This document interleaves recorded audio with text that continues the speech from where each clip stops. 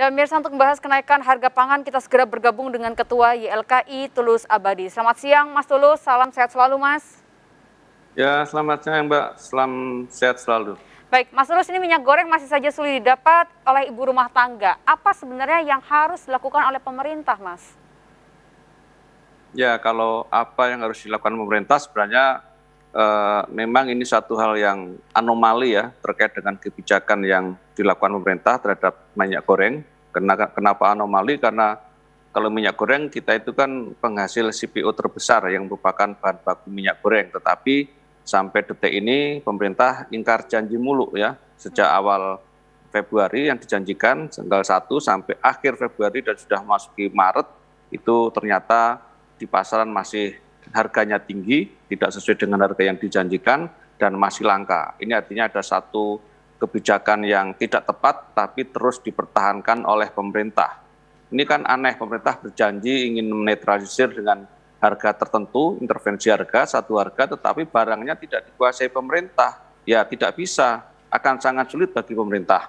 Nah, bahkan saya banyak menerima info bahwa industri-industri minyak goreng kecil yang selama ini membuat minyak goreng dari sawit itu tutup ya, sengaja ditutup karena harga yang ditetapkan pemerintah tidak masuk akal, terlalu rendah sehingga mereka tidak mau membuat minyak goreng dari sawit dan tidak dipasok CPO dari industri CPO. Ini saya kira pemerintah harus mengevaluasi terhadap kebijakan yang ditetapkan sehingga jangan sampai membuat satu kebijakan yang seolah-olah populis tetapi sebenarnya tidak mampu. Itu dalam konteks minyak goreng. Tapi harga pangan yang lain memang sedikit banyak di luar kendali pemerintah, seperti soal tempe tahu yang kelihatan sepele, tapi itu sangat complicated karena saat ini kita menjadi importir kedelai. 90% kedelai yang kita gunakan termasuk untuk bahan baku tahu tempe itu adalah impor, sementara pasar impor naik tinggi. Ya, kita agak sulit menghindari itu kecuali pemerintah bisa mensubsidi selisih impornya itu kepada importir ataupun juga kepada pengrajin-pengrajin tahu tempe gitu. Tetapi itu kalau pemerintah punya uang untuk itu. Baik, Mas Tulus, kalau kita lihat KPPU memang telah memanggil sejumlah perusahaan terkait dengan langkanya minyak goreng di pasaran. Nah, bagaimana YLKI melihat penegakan hukum dalam kasus minyak goreng? Karena dalam hal ini tentu konsumen dan masyarakat Indonesia secara keseluruhan sangat dirugikan.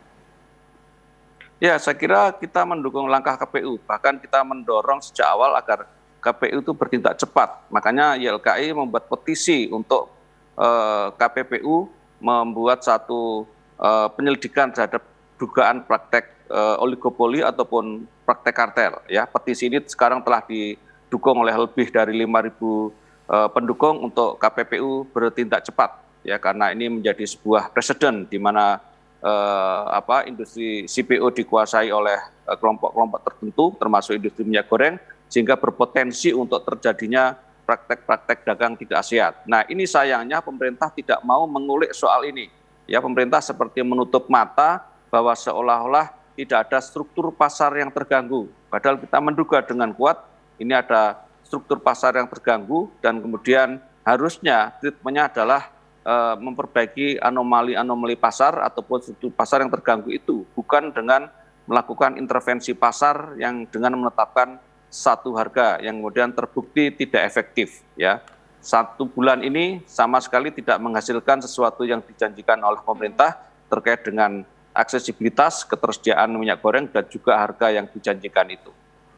Baik, kemudian Mas Tulus, kalau kita lihat bukan hanya minyak goreng yang langka dan mahal, kemarin juga menyusul ada daging, harga tahu tempe sempat naik karena harga kedelai yang meningkat, kemudian sekarang harga daging sapi pun naik dan sampai dengan 5 hari ke depan para pedagang sapi bahkan sepakat di Jabodetabek untuk mogok berjualan bersama. Nah, tentu yang dirugikan sekali lagi adalah konsumen. Bagaimana tanggapan YLKI, Mas Tulus? Ya, dalam hal ini sebenarnya yang dirugikan bukan hanya konsumen tetapi juga pedagang-pedagang kecil tadi ya, retailer, karena dia tidak bisa menjual dengan harga yang terlalu tinggi itu.